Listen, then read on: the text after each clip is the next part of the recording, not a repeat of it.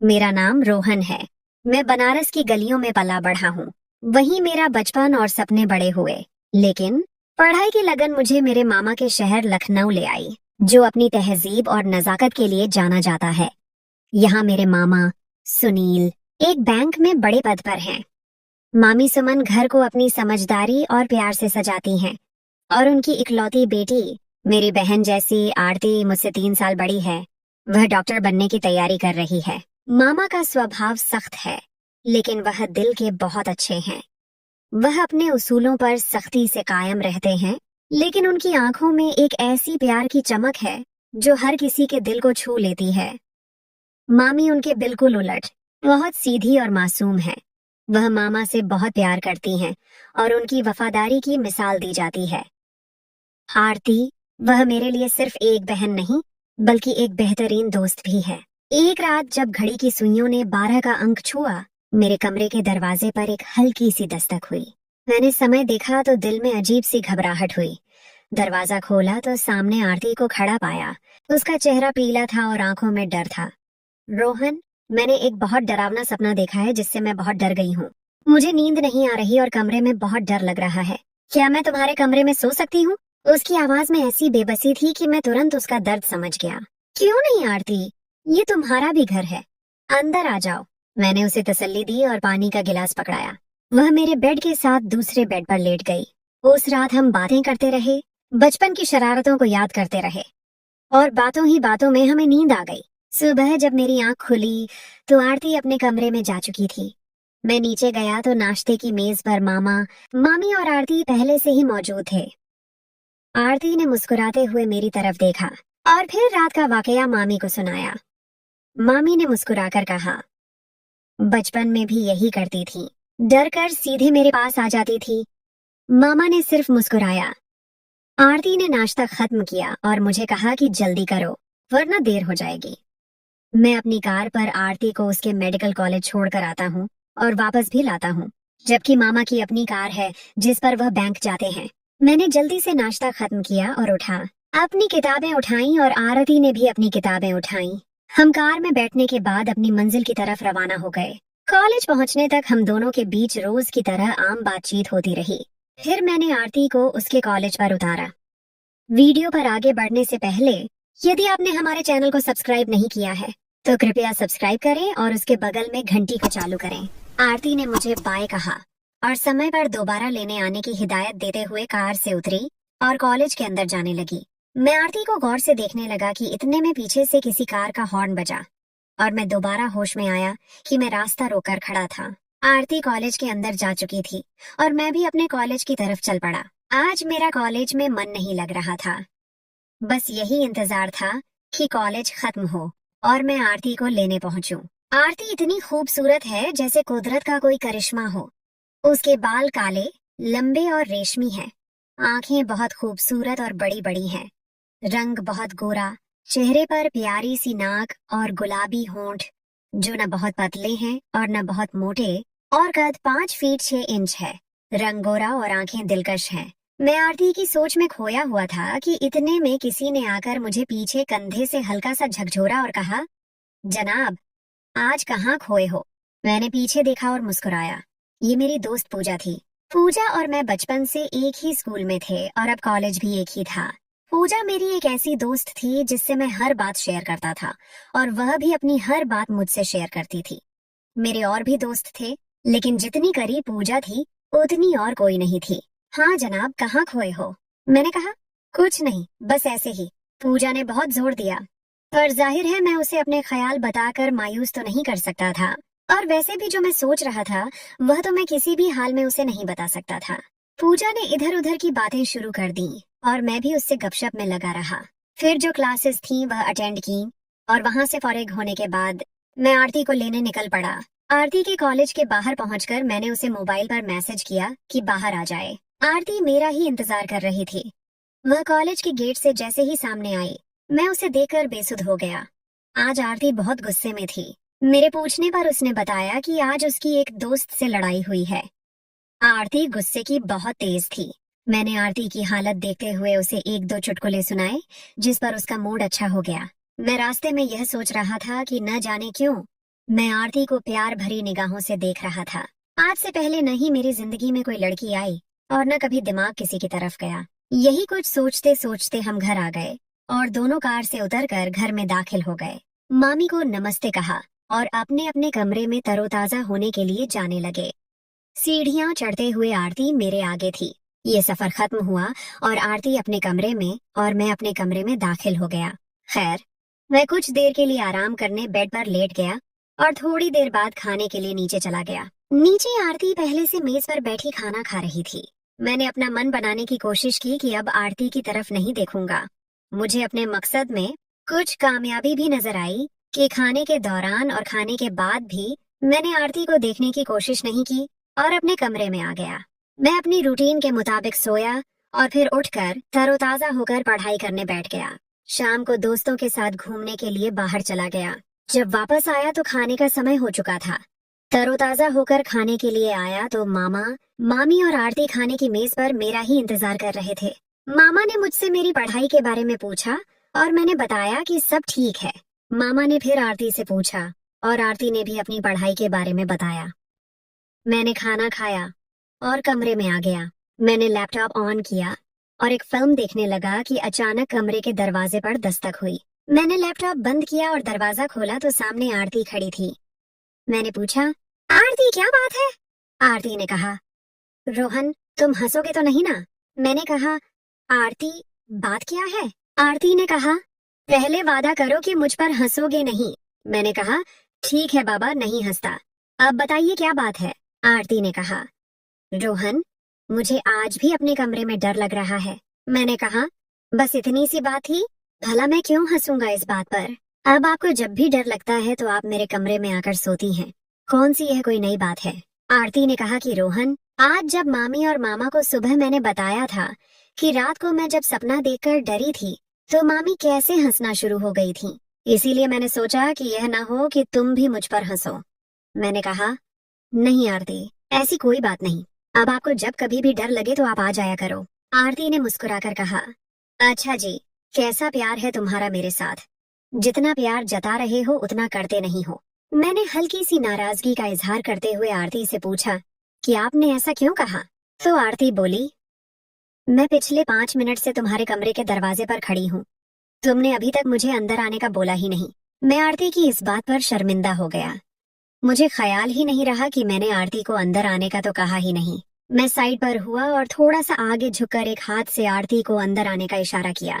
आरती बेसाख्ता मेरे इस अंदाज पर हंस पड़ी और अंदर आ गई। आरती बेड पर आकर तकिया लगाकर लेट गई और मैंने कमरे का दरवाजा बंद कर दिया। मैं भी अपने बेड पर आकर बैठ गया और आरती से पूछा कि आरती, आप इतनी गुस्सैल हो कि जब कभी आपको गुस्से में देखूं तो आपसे डर लगना शुरू हो जाता है, पर जब भी आप कोई डरावना सपना देखती हैं तो आप इतना डर जाती हैं कि आप पहचानी नहीं जाती कि आप वही गुस्सैल आरती हैं। आरती मेरी इस बात पर हंस पड़ी और कहा कि मुझे खुद नहीं पता कि इसकी क्या वजह है, पर जब भी वजह मालूम हुई तुम्हें जरूर बताऊंगी। अच्छा, आप ज्यादा बातें नहीं करो और मुझे सोने दो। और तुम क्या करोगे अभी? मैंने कहा कि आरती, मैं थोड़ी देर पढ़ाई करूंगा, फिर सो जाऊंगा। तो आरती ने कहा, ठीक है, मैं सोने लगी हूँ। तुम लाइट बंद करो और अपना टेबल लैंप ऑन करके पढ़ाई कर लो। मैंने ऐसे ही किया और आरती थोड़ी ही देर में सो गई। मैंने पढ़ाई का आरती से झूठ बोला था। मैं असल में आरती पर यह असर डालना चाहता था कि मैं रात को देर तक पढ़ता हूँ। पढ़ाई तो खा करनी थी, मैं बस थोड़ी देर किताब के पन्ने पलटता रहा, फिर किताब बंद की और लैपटॉप ऑन कर लिया और इंटरनेट इस्तेमाल करने लगा और कुछ देर इंटरनेट इस्तेमाल करने के बाद आकर बेड पर सो गया। सुबह जब मैं उठा तो आरती अपने कमरे में जा चुकी थी और मैंने समय देखा तो मैं कॉलेज के लिए काफी देर हो रहा था। मैं उठा और तैयार होकर नीचे पहुंचा। मामी, मामा और आरती नाश्ता कर चुके थे। आरती ने कहा, रात को देर तक बैठे पढ़ते रहे इसलिए आंख नहीं खुली? आरती ने कहा, शाबाश, ऐसे ही मन लगाकर पढ़ते रहना। मैंने दिल में कहा कि आरती, ऐसे ही मन लगाकर पढ़ूंगा, क्योंकि अब यही पढ़ाई तो मेरी जिंदगी बन चुकी है। और अब जल्दी से नाश्ता करो, मैं भी देर हो रही हूँ। आज कॉलेज में एक फंक्शन है, उसकी जाकर थोड़ी तैयारी भी करनी है। मैंने मामी और मामा को नमस्ते किया और नाश्ता करने लगा और आरती टीवी पर कोई सुबह का शो देखने लगी। मैं नाश्ता करते करते साथ साथ आरती को भी चोरी छिपे देख रहा था। आज आरती ने लाल रंग का लिबास पहना था जो उस पर बहुत जंच रहा था और आरती बहुत प्यारी लग रही थी। लाल लिबास में आरती का रंग गोरा था जिस पर वह लिबास बहुत जंच रहा था। आरती को देखकर मन कर रहा था कि उसे सामने बिठाकर बस देखता ही रहूं और दिन, हफ्ते, महीने, साल गुजर जाए, बस मैं आरती को देखता ही रहूं और अपनी नजर न हटाऊं। पता नहीं मेरे साथ ये सब क्या हो रहा था। हर गुजरते दिन के साथ मेरे आरती के बारे में ख्याल और सोच ही बदलती जा रही थी। कहीं मुझे आरती से प्यार तो नहीं हो गया? हाँ, यह प्यार ही तो था। कॉलेज में मेरा एक बहुत अच्छा दोस्त था, संदीप। वह हमारे कॉलेज की एक लड़की से बहुत प्यार करता था और वह लड़की थी पूजा, जो कि मेरी बेहतरीन दोस्त थी। पूजा संदीप को उस नजर से पसंद नहीं करती थी जिस नजर से संदीप उसे पसंद करता था, पर पूजा एक अच्छे दोस्त की नजर से संदीप को जरूर पसंद करती थी। संदीप पूजा को सच्चे दिल से चाहता था और संदीप ने ही एक बार मुझे बताया था कि जब आप दिन रात किसी एक ही शख्स के बारे में सोचना शुरू हो जाओ और उसके बाद आपके अंदर जब ये सवाल पैदा हो कि क्या आपको उस शख्स से प्यार तो नहीं हो गया, तो समझ जाओ कि आप उस शख्स के प्यार में दिलो जान से गिरफ्तार हो चुके हो। जब संदीप ने अपना यह फलसफा मुझे सुनाया तो मुझे तब उस पर हंसी आई, क्योंकि तब मैं किसी लड़की से प्यार नहीं करता था। अब जाहिर है प्यार करने वाला ही इस तरह की बातों को समझता है। जिसने प्यार ही न किया हो वह इस तरह के फलसफे पर हंसेगा। संदीप की यही बात तो मेरे दिमाग में गूंजी थी, जिसके बाद मुझे करंट लगना शुरू हो गया था, क्योंकि मुझे जिंदगी में पहली बार प्यार हुआ था और वह भी आरती से। मैंने बेदिली से नाश्ता खत्म किया और आरती को उठने को कहा और हम कार में आकर बैठ गए। आरती को उसके मेडिकल कॉलेज उतारा और जब तक आरती गेट के अंदर जाकर मेरी नजरों से ओझल न हुई, मैं बेबसी के आलम में उसे देखता रहा। मेरी बेबसी और मेरी भीगी आंखें आरती के साथ मेरे बिना मिले प्यार का ऐलान कर चुकी थीं, पर आरती मेरे इन जज्बातों से बेखबर थी। उसे पता ही नहीं था कि मैं 2 ही दिनों में उससे कितना टूटकर प्यार करना शुरू हो गया हूँ। कैसे आरती को कहूँ कि मैं उनसे प्यार करता हूँ? सवालों की जंग ऐसे ही मेरे अंदर चलती रही और मैं अपने कॉलेज पहुंच गया। आज पूजा भी कहीं नजर नहीं आ रही थी। मैंने भी उसे मैसेज करके नहीं पूछा कि वह कहाँ है, क्योंकि मैं अकेला रहना चाहता था। कॉलेज से फारिग होने के बाद मैं आरती को लेने उसके कॉलेज की तरफ जा रहा था। आरती का मैसेज आया कि रोहन अभी मत आना, मैं फंक्शन की वजह से देर से फारिग होंगी। जब लेने बुलाना हुआ मैं मैसेज कर दूंगी। मैं फिर वहीं से घर की तरफ चल पड़ा। घर पहुंचकर मामी से मिला और मामी ने आरती का पूछा तो मैंने उन्हें बताया कि आरती फंक्शन की वजह से देर से फारिग होगी। मैं अपने कमरे में आया और तरोताजा होने के बाद खाना खाने नीचे आ गया। मामी मेरे पास ही बैठ गईं। खाने के दौरान अचानक मैंने मामी से सवाल किया कि मामी, आपकी और मामा की शादी पसंद की थी या अरेंज? मामी हंस पड़ी और कहा, तुम्हें आज ये बात कैसे याद आई? मैंने कहा, वैसे ही मामी, अब बताइए ना जो पूछा है। मामी ने कहा कि वैसे तो तुम्हारे मामा मेरे फर्स्ट कजिन हैं, पर वह मुझे बहुत छोटी उम्र से ही बहुत पसंद करते थे और यह पसंद धीरे धीरे प्यार में बदल गई। मामी ने बताया, एक दिन तुम्हारे मामा ने अपने प्यार का इजहार भी मुझसे कर दिया। मैंने पूछा, तो मामी, आपने मामा को क्या जवाब दिया था? ममानी ने कहा, तुम्हारे मामा एक बहुत अच्छे इंसान हैं और मुझे पति की हैसियत से अपने लिए बेहतरीन लगे, पर हया औरत का जेवर है, इसलिए मैं उनसे उस वक्त जवाब में कुछ नहीं कह सकी।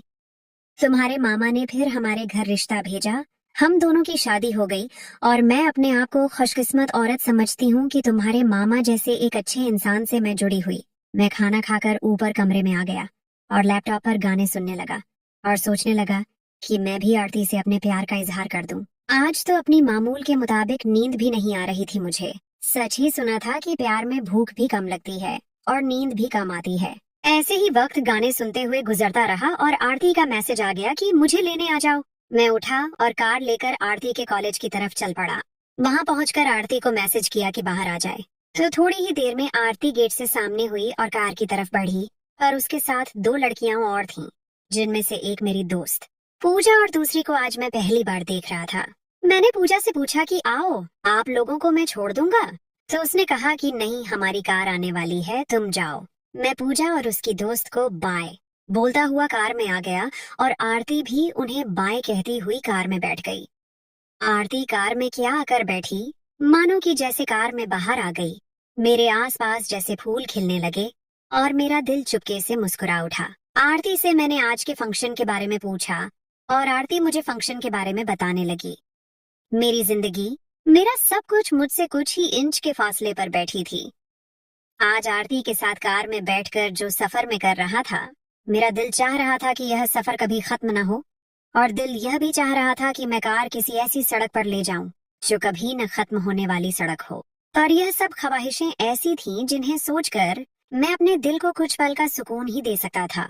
हकीकत वही थी कि जो मैं चाहता था वह नामुमकिन और बिना मिला हुआ था। कुछ ही देर बाद हम घर पहुंच गए और घर के अंदर दाखिल हुए तो आरती मामी से मिलने उनके कमरे में चली गई और मैं अपने कमरे में आ गया। आज मेरा अपने दोस्तों की तरफ जाने का भी कोई मन नहीं कर रहा था और मेरी यह हालत थी कि मैं बस अकेला रहना चाहता था। और अगर मेरी तन्हाई को खत्म करने का अधिकार अब किसी को था तो वह आरती थी। रात को जब खाने का समय हुआ तो मैं खाने के लिए नीचे गया और सबको नमस्ते करके खाना खाने बैठ गया। खैर, खाना खत्म किया और मैं कमरे में आ गया। थोड़ी देर बाद कमरे के दरवाजे पर दस्तक हुई और मैंने दरवाजा खोला तो सामने आरती खड़ी थी। आरती ने कहा कि रोहन, मैंने अभी पढ़ाई करनी है, मैं पढ़ाई करके तुम्हारे पास आऊंगी। आरती की यह बात सुनते ही मेरा दिल जोर जोर से धड़कना शुरू हो गया और बड़ी मुश्किल से मेरी जुबान से यह लफ्ज निकले, जी आरती। फिर आरती अपने कमरे में चली गई और मैं दरवाजा बंद करके अपने बेड पर आकर गिर गया। आखिर वह वक्त आ गया और मेरे कमरे के दरवाजे पर दस्तक हुई तो मैं उठा और दरवाजा खोला और सामने उम्मीद के मुताबिक आरती खड़ी थी। आरती ने मुस्कुराकर कहा कि रोहन, आज दरवाजे पर ही खड़ा रखना है या अंदर बुला लोगे?